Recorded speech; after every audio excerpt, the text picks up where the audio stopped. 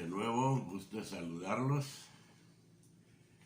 A lo largo de todo un ciclo hemos estado compartiendo toda una serie de conocimientos, una serie de temas que yo espero que por supuesto les sirva a lo largo ya de su vida profesional. Hemos ensayado una serie de formas, desde la presentación en video como lo estamos haciendo ahorita, y que yo he querido que esta sea la última presentación así en video para poder saludarlos ya al final de todo un ciclo de trabajo. Hemos también ocupado algún chat, los foros permanentes de consulta, hemos dado unas par de videoclases y hemos trabajado a base también de presentaciones en PowerPoint. Claro, más de alguno de sus compañeros también hizo uso del WhatsApp y de mi correo electrónico para alguna consulta. Y a mí me ha dado gusto el poderlos atender en el momento pues en que he podido realizarlo. Venimos revisando y quizá voy a hacer una panorámica desde la estadística 1 hasta la estadística 2 y finalmente pues al final de la jornada que nos ocupa. Tal vez recordarán ustedes que se mencionó al inicio de la materia cómo la estadística es una herramienta, es una disciplina, es una técnica, es un método, si se quiere, de cualquiera de las formas pueda llamárselo, que le sirve a todas las ramas del saber, especialmente cuando se quiere realizar alguna investigación porque hay alguna situación problemática a resolver y al final, después de toda una investigación, se quiere llegar a la conclusión para tomar la mejor decisión. Así, por ejemplo, se vio cómo la estadística comprende o ha comprendido esas dos grandes ramas, que es la estadística descriptiva, que no es otra cosa más que la serie de fases o etapas del método estadístico que va desde la recolección de información hasta el análisis e interpretación de la información obtenida. Claro, ya esto último de la interpretación tiene mucho que ver con la segunda parte o la segunda rama que comprende la estadística, como es la estadística inferencial, en donde pues a partir de una muestra se hacen estudios como para al final cualquier conclusión a la que se llegue se generaliza a toda una población. Hemos visto entonces también cómo dentro de la estadística descriptiva no solo hemos ocupado diferentes métodos para la obtención de la parte de la población que necesitemos, sino que también como para que a base de observaciones y de algunos cálculos hayamos llegado a determinar que de toda una masa poblacional ocupáramos pues a una serie de elementos más fáciles de manejar para poder llegar a conclusiones más valederas. Llegando finalmente a determinar las diferentes tipos de series estadísticas que han existido, como la serie simple, que es cuando se trabaja con pocos valores, dándose a conocer en forma detallada uno a uno. O cuando son pocos valores los que tenemos que analizar, pero se han repetido varias veces cada uno, hemos llegado a determinar la serie simple ponderada. Es decir, algunos valores de la variable X que estemos analizando con el número de veces que estos valores se repiten, que es la frecuencia. Pero cuando la población ha sido mucho más amplia, entonces lo que hacemos es tratar de formar grupos a los que le hemos llamado clases y dentro de las cuales existe pues toda una serie de valores que vamos considerando. Claro, no es que se puedan formar un número ilimitado de clases, sino que alguna sugerencia nos dice que nunca deben ser menos de 5 clases ni más de 15. Primero menos de 5 porque quedarían demasiado saturadas. O no más de 15 porque entonces estamos volviendo al análisis de demasiados datos, de tal suerte que lo formamos. Han habido diferentes métodos pues para encontrar no solo el número de clases que debe de conformar una serie, sino el ancho o intervalo que éstas deban de tener. Luego pues hemos estudiado diferentes medidas de tendencia central, en donde dentro de las tres medias o promedios que hemos estudiado, la más importante quizás porque es más utilizada es la media aritmética, y las cuales a través de fórmulas y procedimientos tratamos de aprender a calcularlo para cualquiera de los tipos de series que yo acabo de mencionar. Para ello vimos fórmulas que ustedes tienen en sus apuntes o en sus grabaciones. Además de eso, vimos algunas otras medidas que son muy importantes, como la media, como la moda, que nos viene a hablar de el valor que más se repite en una serie.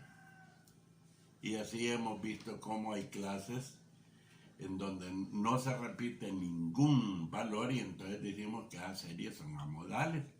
Pero a veces también hemos llegado a determinar que hay series que no solo constan de una moda, a las que les llama series unimodales, sino bimodales, trimodales o multimodales. Y luego, por supuesto, hemos llegado a estudiar lo que se llama especialmente la mediana. Las medidas de posición, pues, pero dentro de ellas, aunque ya lo vamos a mencionar, la más importante es la mediana, ya que después de ordenar los datos, porque es necesario en esta medida, sí ordenarlos, llegar a determinar cuál es el valor en una serie simple o cuál es la clase, cuál es el valor dentro de una clase que nos determina el 50% por abajo de este valor y el 50% por arriba de dicho valor. Aparte de las diferentes fórmulas, vimos diferentes también procedimientos para calcularlos, llegando pues a determinar medidas sustitutivas una de otra cuando alguna de ellas tal vez no es la más representativa de la serie para efectos de análisis. Así también pues llegamos a determinar que a veces cuando no solo se ha dispuesto de una variable, sino que más de una variable, hemos llegado a estudiar también el análisis de relación entre variables. Básicamente quizá estudiando dos de ellos, la correlación entre variables que nos determina la intensidad de la relación que existe entre estas variables, llevándonos incluso pues por medio de fórmulas al cálculo del coeficiente de correlación, visto el coeficiente de correlación de Spearman, el coeficiente de correlación de Pearson, y luego un cuadro para poder analizar qué tan representativa podía ser, por ejemplo, en el caso de la relación entre estas variables, o qué tan alta, intensa, moderada, nula es la relación entre variables, como para que se determinara la importancia de llegar a ocupar también el análisis de regresión. ¿Cuál es la importancia del análisis de regresión? Que al igual que en la correlación, por supuesto, se analiza o se estudia el grado de relación entre variables, solo que mientras en la correlación solo podemos llegar a determinar qué tan intensa puede ser la relación, con la regresión podemos llegar nosotros a encontrar ecuaciones de regresión que nos permitan llegar a especificar si la relación entre variables puede ser expresada, por ejemplo, después de un análisis matemático, a una ecuación que incluso me permite realizar proyecciones y esas proyecciones pues que nos pudieran servir para tomar la mejor determinación.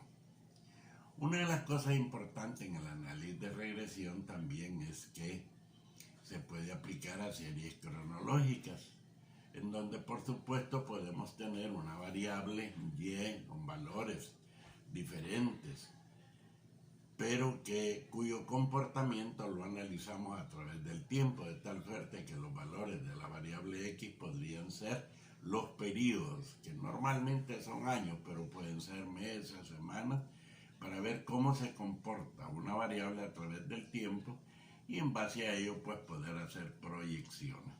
Por ejemplo, cuando se están elaborando presupuestos, ya sea de la empresa privada, como se ha visto en las materias que tienen que ver con economía, o en el sector público, pues se elaboran presupuestos que nos permiten hacer proyecciones de ingresos y en base a esos ingresos llegar a determinar el nivel de gastos que se pueden realizar y así poder llegar a determinar monto de utilidades en el caso del sector privado o cantidad y calidad de servicios en el funcionamiento u obras de inversión que pueda realizar un Estado.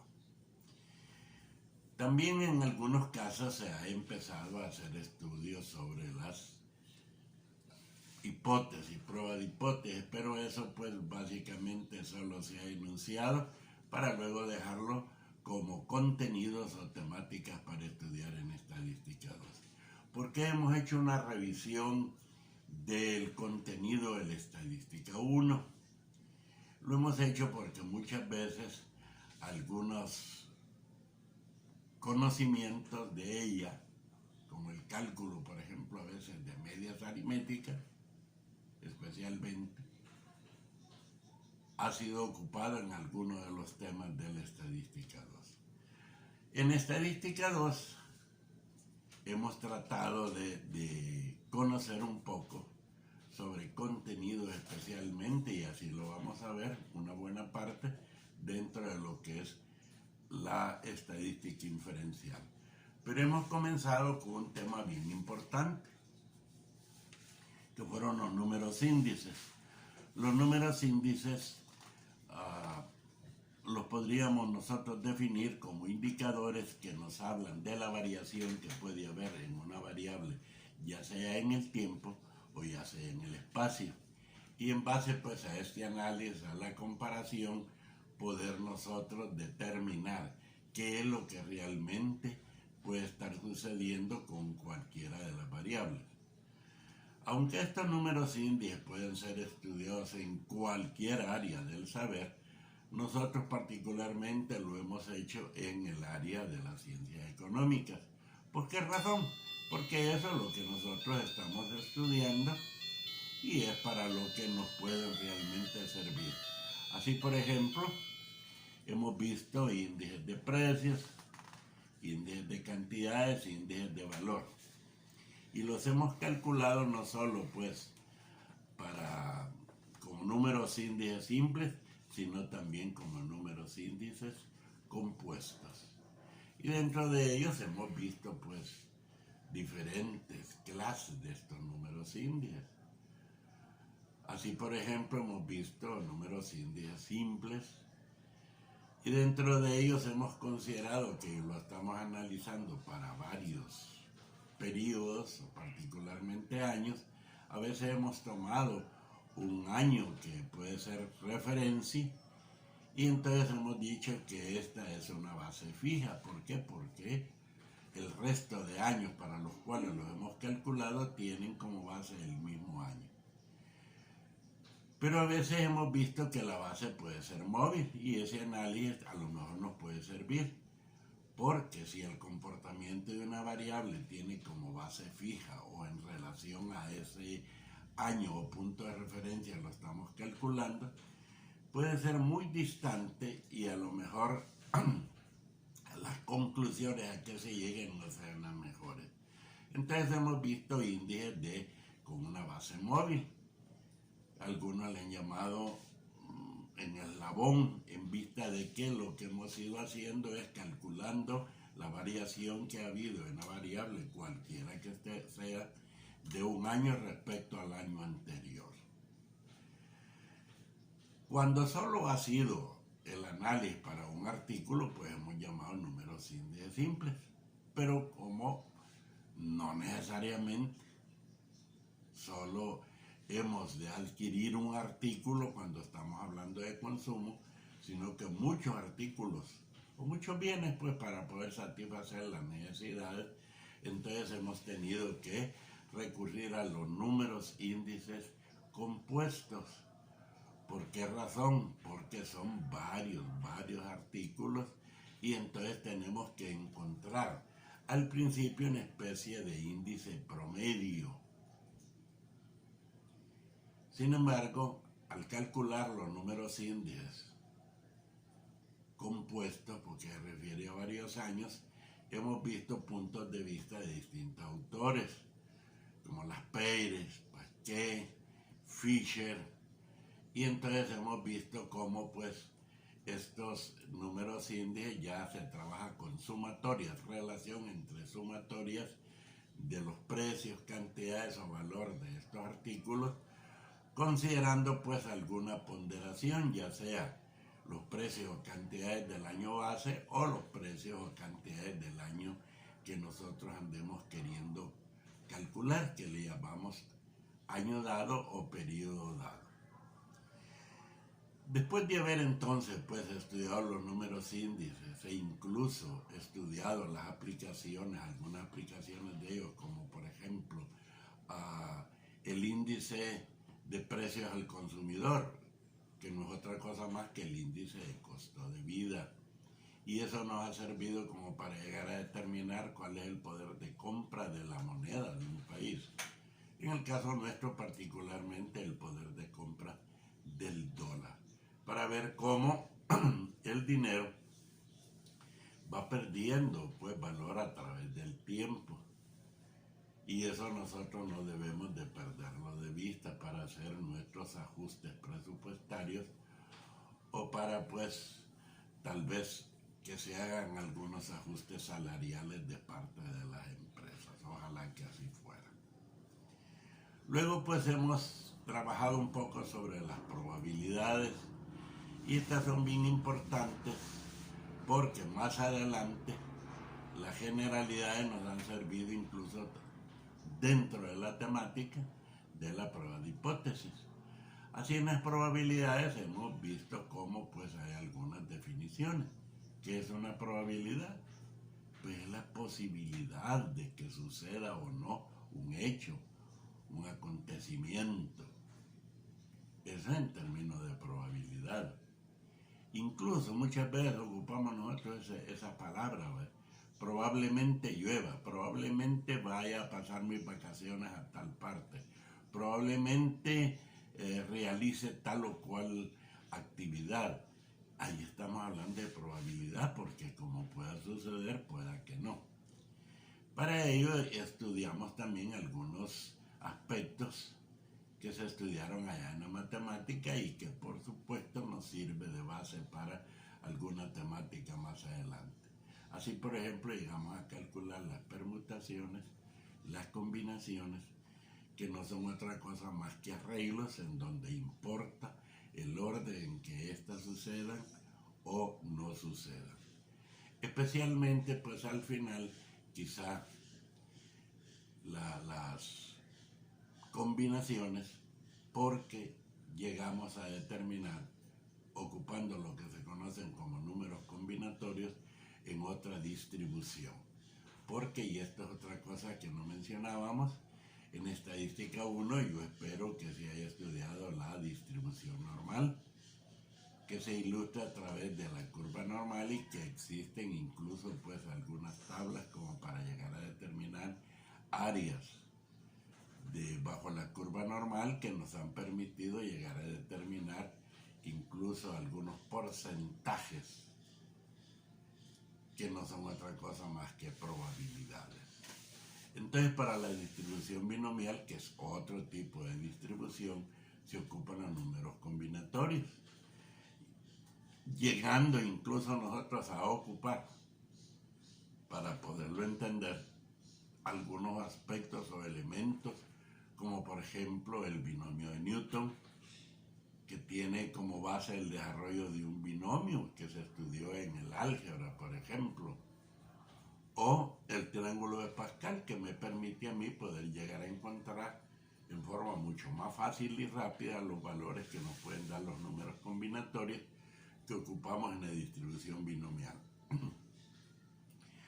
Claro, previo a la distribución binomial hemos estudiado también la distribución de probabilidades, que tiene que ver pues con una distribución de los valores que hayamos encontrado después del cálculo de probabilidades. Este es un tema bien importante porque cuando no se puede determinar con certeza a lo que hemos de llegar o lo que hemos de vivir, entonces pues se hacen cálculos en términos de probabilidades que tienen que ver siempre proyecciones. Y finalmente hemos llegado a determinar lo que son las pruebas de hipótesis. Esto es bien importante porque siempre que vamos a realizar una investigación partimos de una hipótesis. Las hipótesis hemos definido que no son otra cosa más que suposiciones o conjeturas acerca de algo que tenga que ver con la población. Claro, también son criterios, son puntos de vista. Muchas veces nosotros queremos llegar a determinar si algo ha de suceder o no va a suceder y qué porcentaje o qué probabilidades pueden existir de que suceda o no tal o cual hecho o acontecimiento. En vista pues de que como no se tiene la certeza, nosotros partimos de algo que la experiencia a través del tiempo nos ha enseñado y en base a ello hacemos proyecciones. Muchas veces hablamos de una serie de hipótesis que son puntos de partida. Es decir, que necesitamos llegar a determinar su validez para ver si aceptamos o rechazamos ese punto de partida, esa suposición o esa conjetura. Y si no, por supuesto que tendríamos que recurrir a otras hipótesis. A esas hipótesis que se establecen, que se crean con el propósito de su posible rechazo o nulificación, a esa se le llama hipótesis nula. Si se acepta o se rechaza. Si se acepta, por supuesto que esa hipótesis es el punto alrededor del cual gira nuestra investigación. Pero si se rechaza, entonces nosotros tenemos que buscar otra hipótesis que nos pueda servir para nuestra investigación. A esas hipótesis se les llama hipótesis alternativas. Hay diferentes métodos pues de prueba para las hipótesis, ¿verdad? Si las hemos de aceptar, si las hemos de rechazar. Y aunque ya las hemos mencionado, y si usted en algún libro de estadística, algún tratado de estadística las ha visto, se habrá dado cuenta que hay métodos como la diferencia, por ejemplo, entre media muestral, media poblacional o diferentes medias de una misma muestra. Así como, por supuesto, también diferencia entre proporciones acerca de los valores de esa muestra. Sin embargo, lo importante es quizá que, aparte de que conozcamos la existencia de esos métodos de prueba de hipótesis, quizá busquemos uno que sea más práctico, que además de ser útil, nos pueda fácilmente su comprensión llevar a una aplicación que nos haga con seguridad decir sí o no aceptamos o rechazamos esta hipótesis. Después de revisarlas hemos encontrado que existe un método que se llama método de chi cuadrado. Representa por la letra griega una x elevada al cuadrado. Y este es un estadístico. Le llamamos estadístico pues porque se calcula en base a una muestra. Muchas veces hemos dicho que las poblaciones o son infinitas o son poblaciones que aunque sean finitas son demasiado grandes. Entonces necesitamos seleccionar una muestra y para ello por supuesto que ya estudiamos también lo que era el muestreo y los diferentes métodos o procedimientos para seleccionar una o más muestras, y a eso le hemos llamado muestreo. Pues bien, aquí nosotros hemos partido del análisis de una muestra y por eso es que el cálculo de este valor le llamamos estadístico muestral, y nos dice de la importancia que hay entre las frecuencias que podamos nosotros observar acerca de que algo suceda y las frecuencias que teóricamente podemos esperar. Así, por ejemplo, y antes de entrar en materia, nosotros hemos dicho, ¿qué tal si lanzáramos una moneda? ¿Cuál es la probabilidad de que al lanzar esa moneda, esta caiga del lado cara? Entonces nosotros vemos que efectivamente solo puede caer de un lado, pero de dos posibles, porque o bien podría haber caído cara o bien podría haber caído corona. Quiere decir que los casos posibles son dos. Pero casos favorables, o en respuesta a lo que estamos preguntando, solo podría ser uno. De tal suerte que al calcular la probabilidad podríamos decir nosotros que es la relación entre casos favorables de que algo suceda y los casos posibles de que este mismo hecho suceda. Así, por ejemplo, la probabilidad de que en el lanzamiento de esa moneda caiga del lado cara es 1 sobre 2. Es decir, los casos favorables 1, los casos posibles 2. Esa es la probabilidad. Pues sí, pero ¿qué tal si no solo fuera el lanzamiento de una moneda, sino que fueran el lanzamiento de varias monedas o varios lanzamientos de una misma moneda? ¿Qué tal si nos dijeran 50 lanzamientos de una moneda? Teóricamente, por supuesto, en 50 lanzamientos esperaríamos que caigan 25 caras, 25 coronas. Pues sí, pero es lo teórico, lo esperado. ¿Qué tal si fuéramos analizando en cada lanzamiento qué es lo que cae, cara o corona? Y podríamos llegar a determinar que cayeron, por ejemplo, 27 caras y solo cayeron 23 coronas. Entonces, al comparar lo realmente observado contra lo que teóricamente esperábamos, nosotros vemos que hay una diferencia. La importancia de esa diferencia es medida a través de un valor que se llama chi cuadrado y que se puede calcular pues a base de fórmulas o de cuadros. ¿Y para qué nos va a servir esto? Más adelante, por supuesto, con otros valores y realizando un análisis, podemos llegar a determinar lo que primero tendríamos que hacer nosotros. Cada vez que vayamos a resolver un ejercicio de cálculo en la prueba de hipótesis, tenemos que especificar lo que es nuestra hipótesis nula, porque es la que vamos a llegar a determinar si se acepta o se rechaza. ¿Y cuáles son las hipótesis nulas? Ya hemos dicho, son aquellas que se establecen con el propósito de un posible rechazo o nulificación. Bueno, al calcular nosotros chi cuadrado, ahí hemos dado un par de fórmulas y por supuesto cuadros. Muchas veces nosotros lo calculamos en base a solo una muestra o en base a solo un solo carácter de la muestra. Pero bien podría ser que el cálculo se haga sobre varias muestras o sobre más de un carácter de la muestra. Así, por ejemplo, al aplicar el uso de cuadros para calcular chi cuadrado, si solo estamos analizando una muestra o un carácter de esa muestra, entonces lo hacemos en cuadros de simple entrada.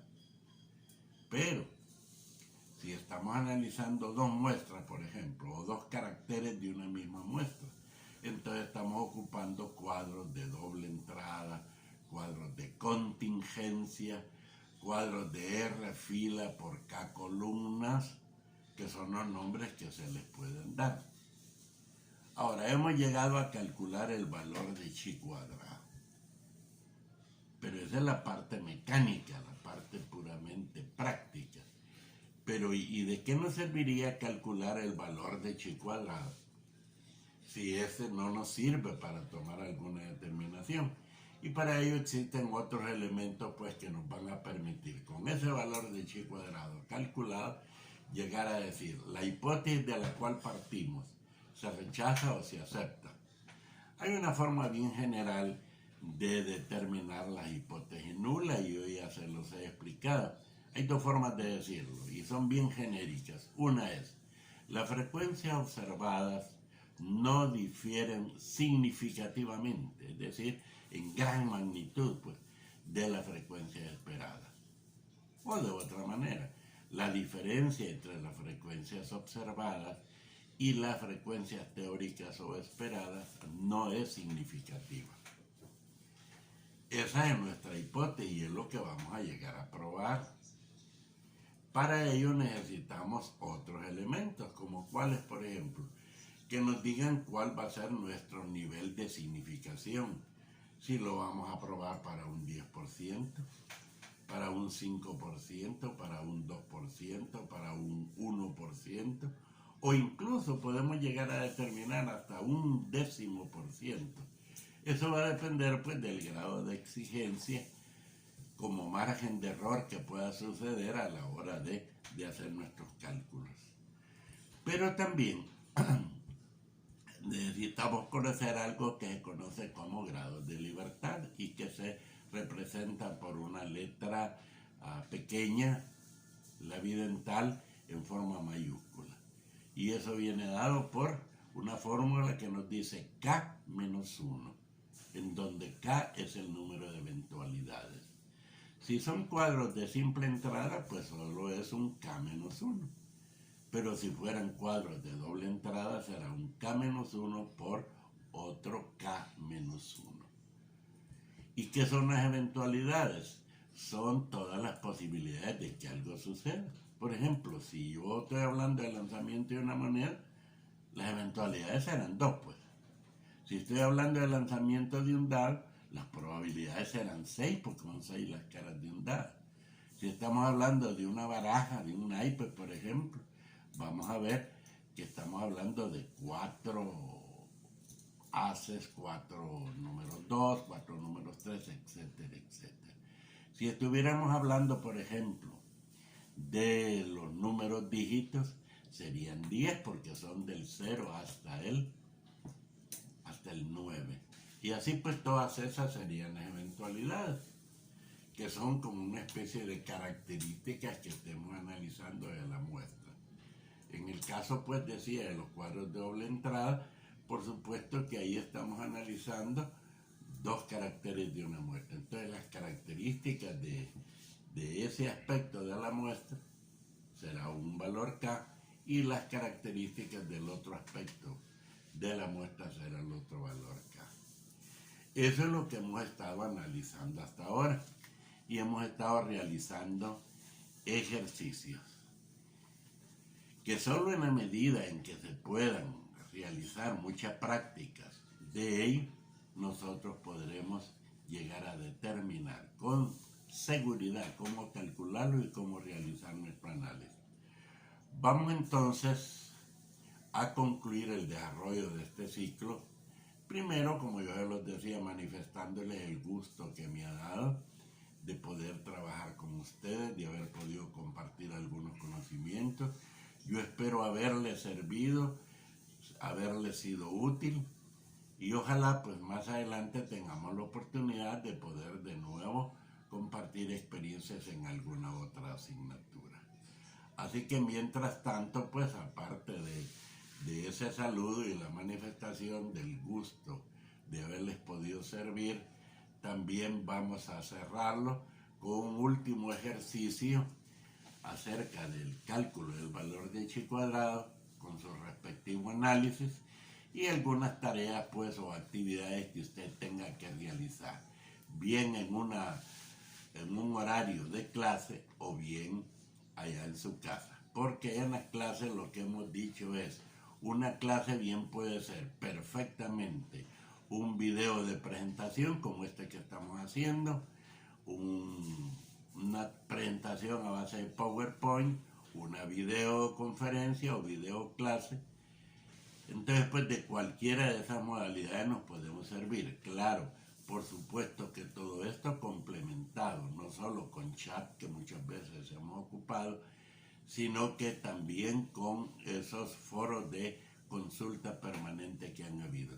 Lastimosamente, pues aun cuando la mayoría ha estado consultando la plataforma en el aula virtual y muchos han estado presentes en las videoclases, también es cierto que hay un buen número que pasa días y hasta semanas a veces sin poder subir a revisar su aula virtual y mucho menos participar pues en la videoclase, que normalmente en un par de veces que se hicieron en horas en que se supone que usted tiene tiempo porque en ese horario ha inscrito su asignatura. Así es pues que digo, con todo y lo que sucedió, que no fue lo mejor ni para ustedes quizá ni para nosotros los docentes, que la forma virtual, porque tiene algunas limitaciones, más que cuando se hace en forma presencial, pero al fin y al cabo, en medio de esta situación de crisis, ha sido una muy bonita y útil alternativa para no quedarnos con ese vacío demasiado grande. Así que vamos a hacer un último ejercicio.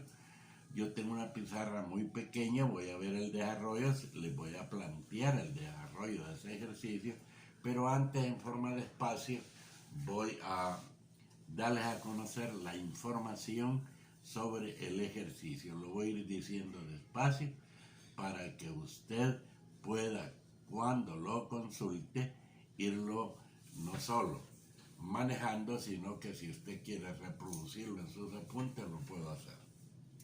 Dice así el ejercicio: una muestra de 500 electores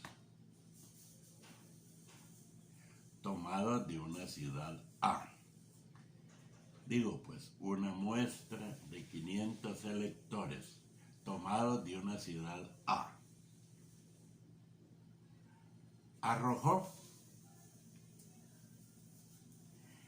que el 59.6%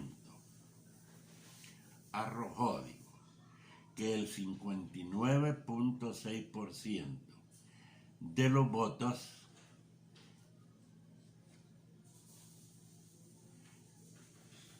estaban a favor de un candidato,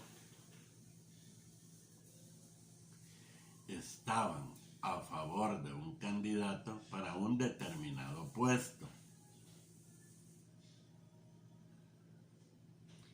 Estaban a favor de un candidato para un determinado puesto. Mientras que una muestra de 300 electores,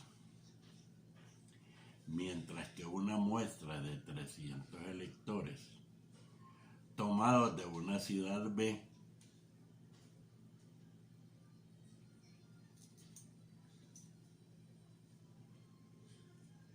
arrojó que el 50% de electores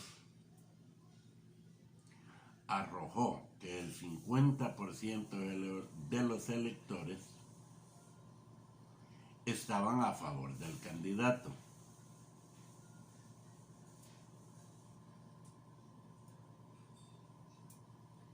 Punto y seguido ahí. Supongamos que el candidato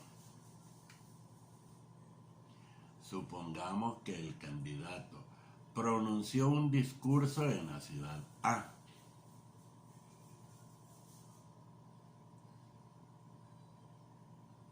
Pero no en la ciudad B. Supongamos que el candidato pronunció un discurso en la ciudad A, pero no en la ciudad B. Ahora aquí viene nuestra pregunta. Seguido ahí. ¿Existe una diferencia significativa existe una diferencia significativa entre las opiniones de las dos ciudades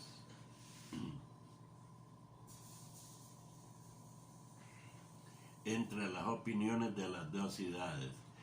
relación con el candidato?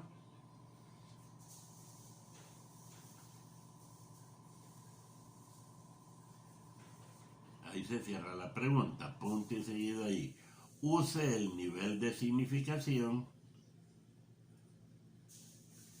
Use el nivel de significación de 0.05.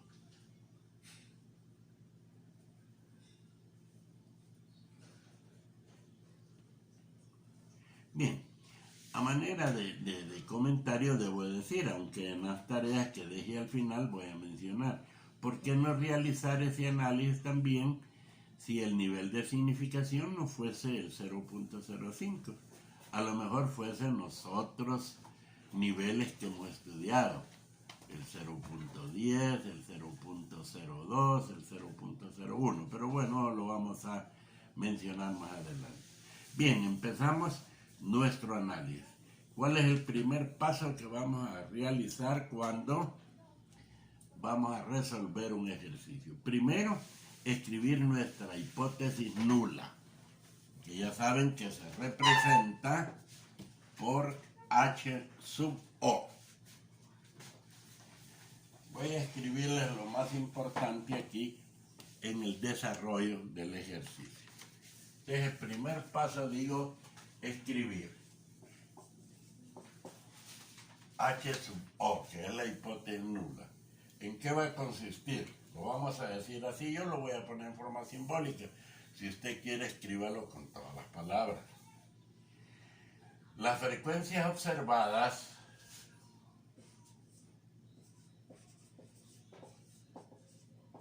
no difieren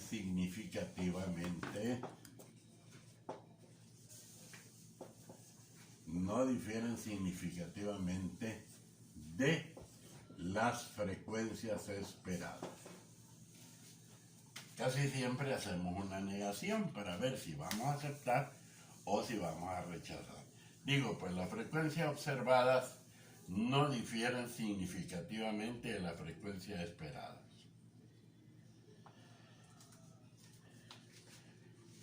Fíjense bien, la información que nos la dieron en porcentajes. Por ende, lo primero que también tenemos que hacer a la hora de elaborar nuestros cuadros para frecuencias observadas, luego para frecuencias esperadas, es calcular, por ejemplo, el 59.6% de 500 o el 50% de 300, que es la información que nos dan. Así que digo, pues, si el 59.6% nos están diciendo que los votos estaban a favor del candidato, quiere decir que quienes estaban en contra de los ciudadanos de esa ciudad A. La diferencia para el 100, ¿verdad? O sea, 100 menos 59.6 es el 40.4%. Lo voy a escribir acá. Ciudad A. Después voy a borrar, así que ciudad A. De 500 electores,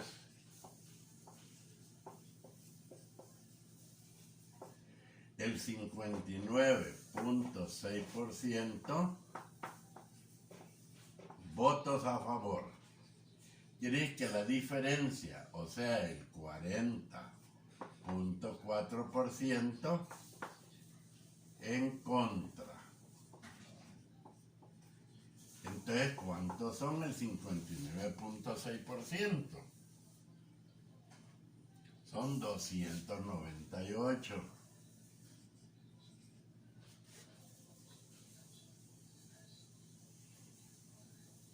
Y el 40.4%, o sea, la diferencia para 500, 202. Este en el caso de la ciudad A.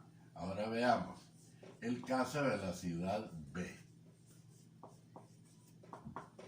De 300 electores,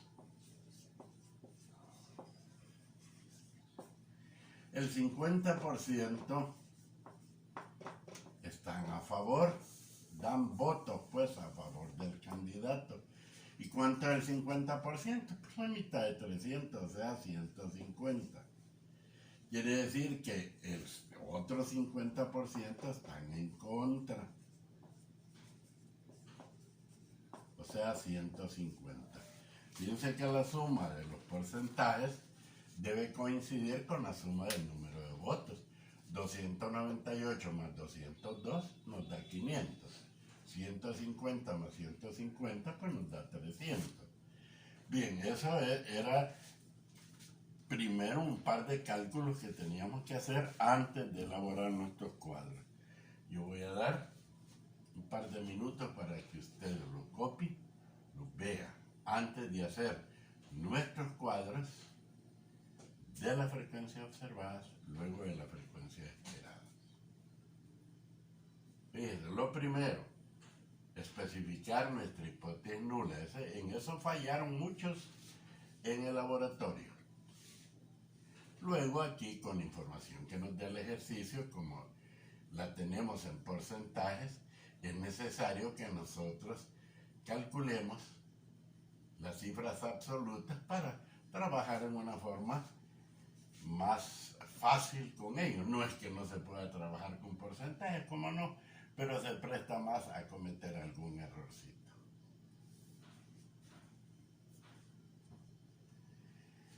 Bueno, yo espero pues que el análisis lo va a hacer usted después. Voy a borrar esto para continuar.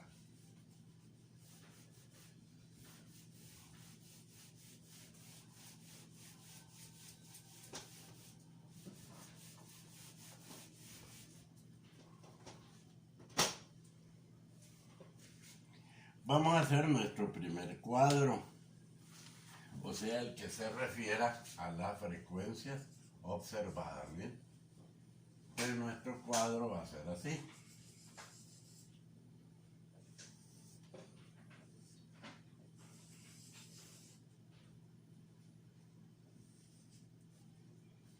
Vamos a poner ciudades y además donde pronunció discurso. Pronunció discurso, mire. Y en lo otro, votos a favor.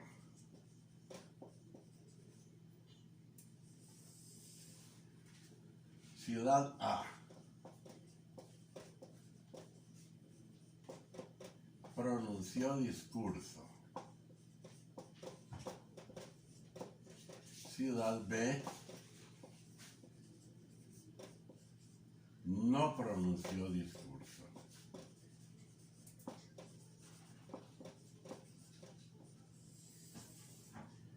Claro, vamos a necesitar algún total acá. Entonces vamos a poner votos a favor en la primera columna, votos en contra en la segunda.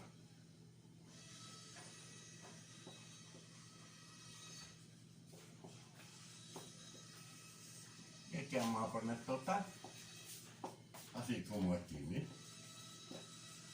Bueno, hemos dicho, en la ciudad A pronunció discurso. ¿Cuáles fueron los votos a favor? 298. ¿Cuáles fueron los votos en contra? 202. Para un total de 500. En la ciudad B, que es donde no pronunció el discurso, 150 y 150. Para un total de 300. Sumemos acá. 8, 9 y 5, 14, 1, 3 y 1, 4. 2, 5 y 3. Si sumamos, van a ver ustedes que tanto en la última fila como en la última columna, la suma nos da 800.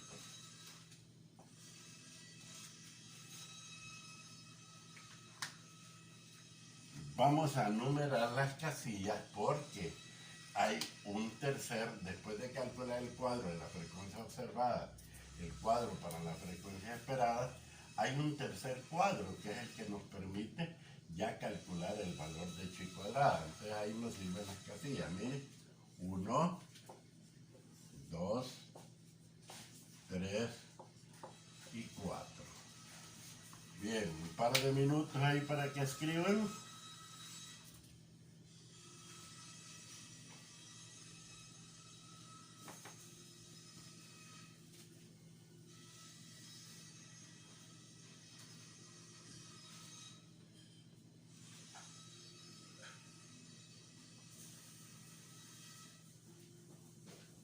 Después haremos otro cuadro que es idéntico a ese, solo que los valores por supuesto que van a cambiar, ¿verdad? Así que ya deben de saber. Para ello yo les voy a mostrar cómo es que se hacen los cálculos, por supuesto, ¿verdad? Así es que no es que los voy a dejar en el aire, no, les voy a indicar cómo se hacen los cálculos, aunque ya en otro ejercicio lo hemos hecho. Bueno, yo espero que lo hayan copiado, voy a borrar.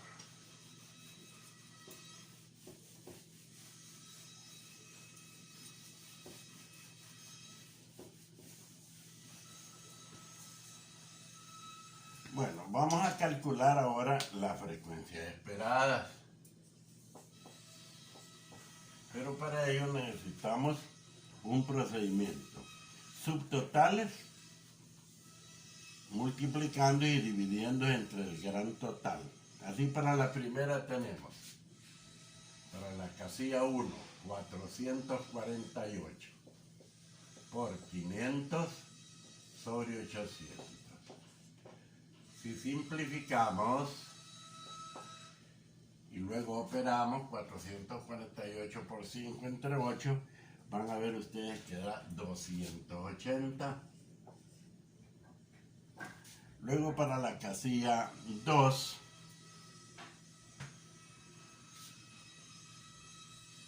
vamos a ver.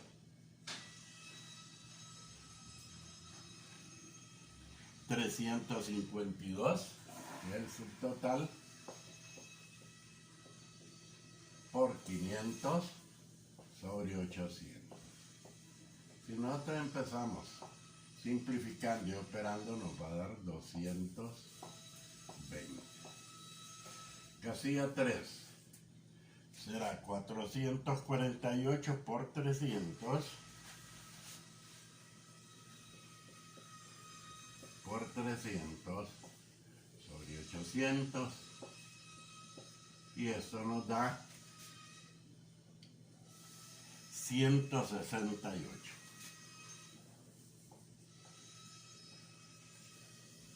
Luego tenemos 352 por 300, que es la casilla 4000. 352 por 300 entre 800. Y eso nos da 132. Bueno, ese es el procedimiento para calcular las frecuencias esperadas en las respectivas casillas. ¿Bien?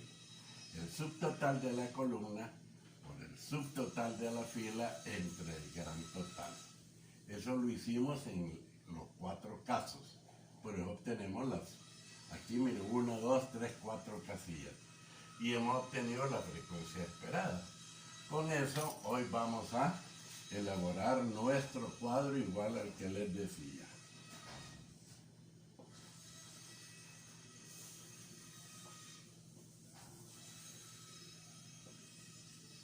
Decíamos, ciudad A, pronuncia discurso. Y aquí votos a favor, decíamos.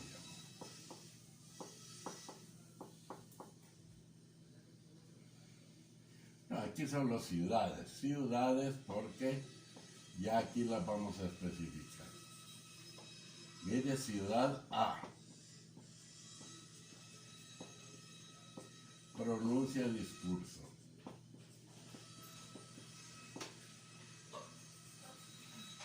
Ciudad B. No pronuncia discurso.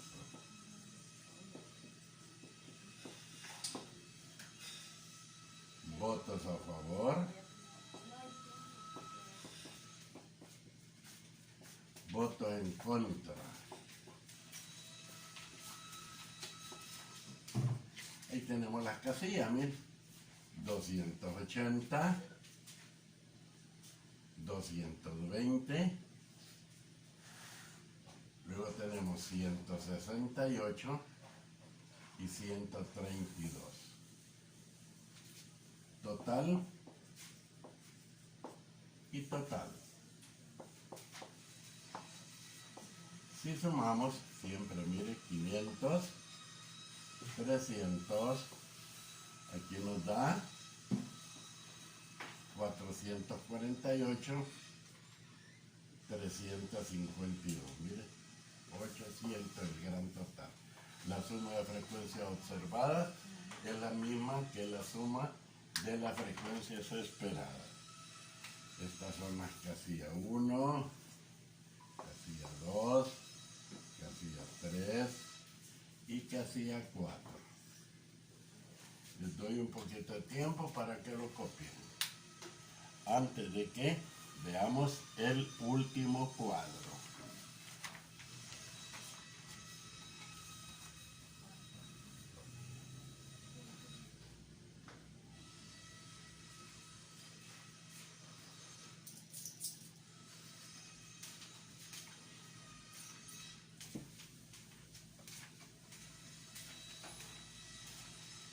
Vamos a procurar hacerlo un poquito más rápido.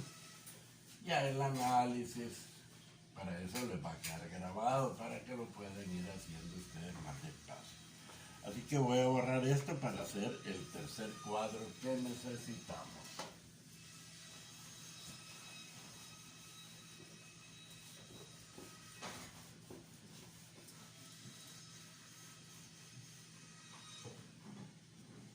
¿Cuáles son los datos que necesitamos?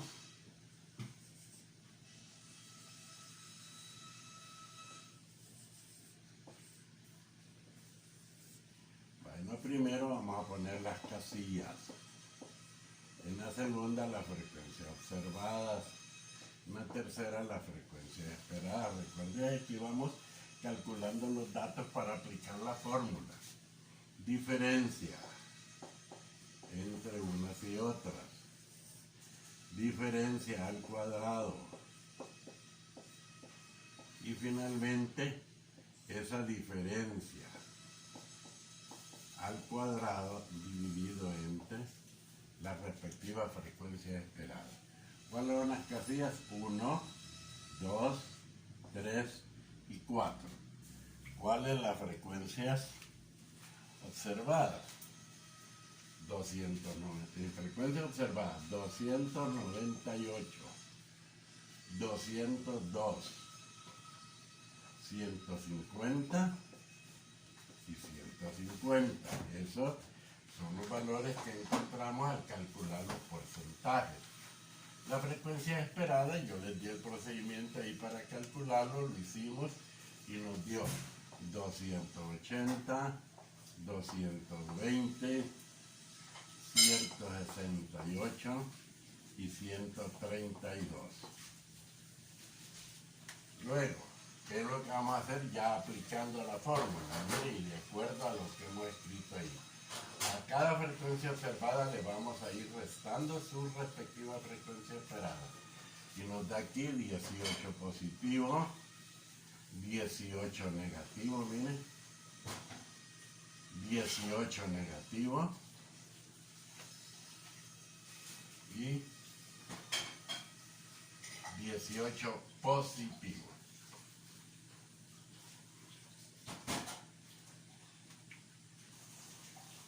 La siguiente casilla nos dice que esas diferencias tenemos que elevarlas al cuadrado, es decir, lo vamos a multiplicar cada valor por sí mismo.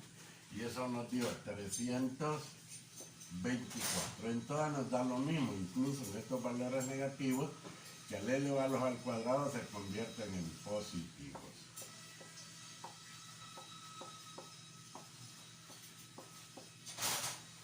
Y esos valores, así calculados, los vamos a dividir entre su respectiva frecuencia esperada. ¿Bien? Y eso nos da, aquí a veces desechamos o aproximamos algunas cifras. El primero nos da 1.16, 1.47, 1.93 y 2.45. Si fuéramos a sumar, eso nos da que el chi cuadrado, ya sea el valor del chi cuadrado, nos da 7.01. Para quienes lo hicieran y no aproximan ni desechan, les pudo haber dado 6.99. Mire, cualquiera de esos dos valores. Ahora, vamos entonces. Les voy a dar un poquito de tiempo para que, si lo están copiando, pues lo hagan. Pero no podemos tardarnos mucho para finalmente hacer nuestro análisis. Al aplicar, fíjense, en el cuadro,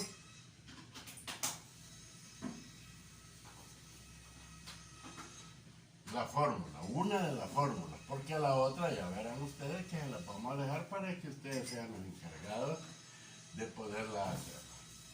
Cada frecuencia observada entre su respectiva frecuencia esperada. Y al final van a tener un total.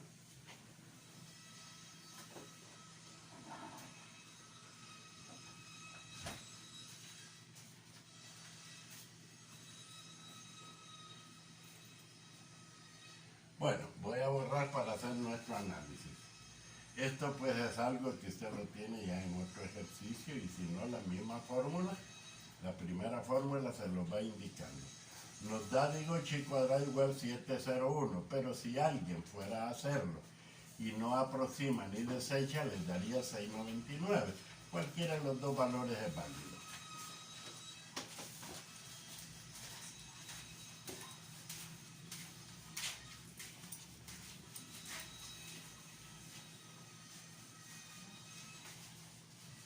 Bien.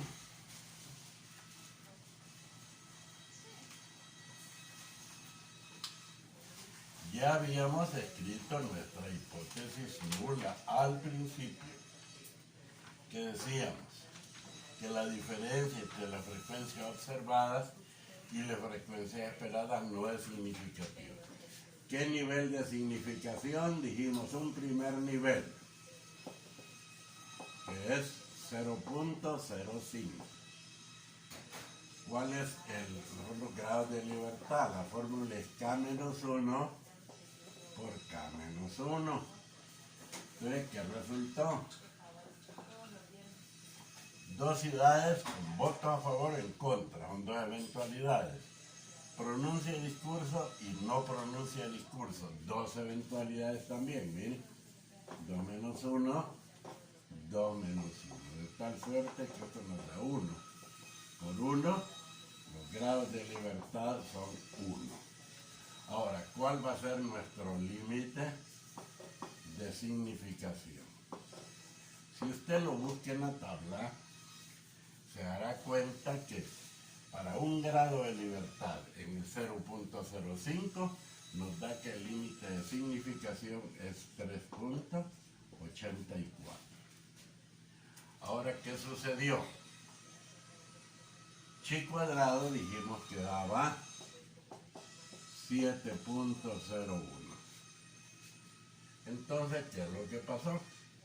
Que chi cuadrado resultó ser mayor que el límite de significación. Veamos, chi cuadrado 7.01 o 6.99 decíamos. Es mayor que el límite de significación, que es 3.84.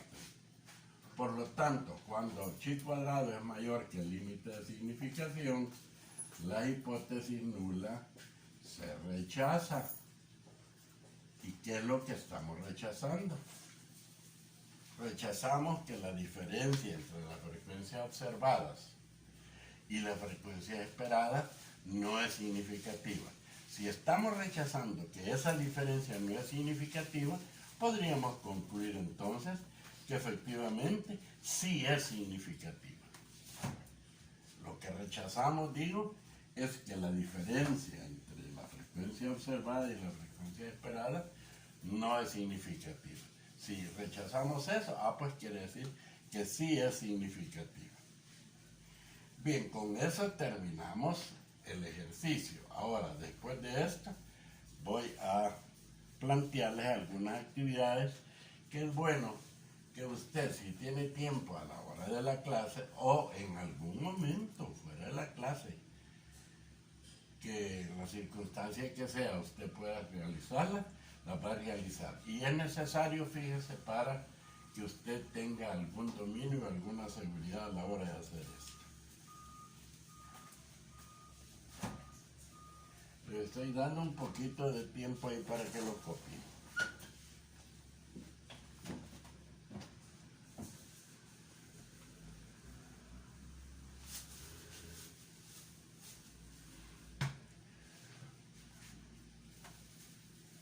Bueno, con el análisis, usted después de estarlo revisando y leyendo más despacio, lo va a poder comprender.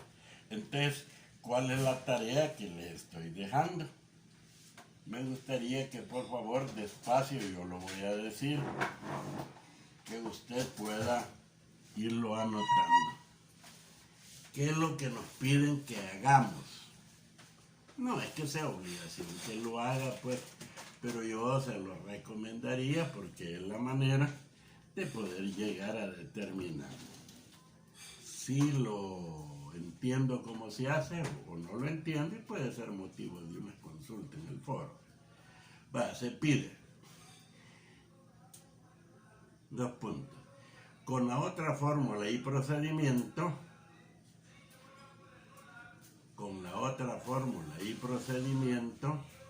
calcular chi cuadrado.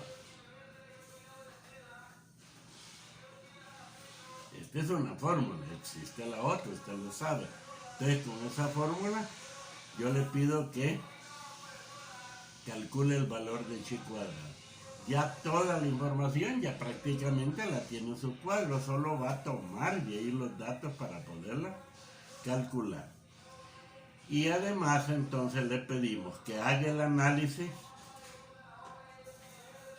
para los otros niveles de significación planteados y que existen en la tabla. Hacer el análisis para los otros niveles de significación planteados y que existen en la tabla. ¿Cuáles, por ejemplo? 0.10. Si quiere poner punto y coma ahí para no perderse. 0.02 es el otro.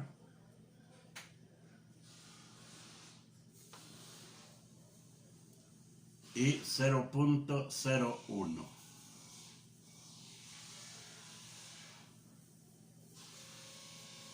Además, yo le recomendaría que este análisis, si no se ha hecho para otros ejercicios de este tipo, es decir, de cuadros de contingencia aplicado en algún otro ejercicio, que también lo haga para estos 4 niveles de significación que estoy mencionando.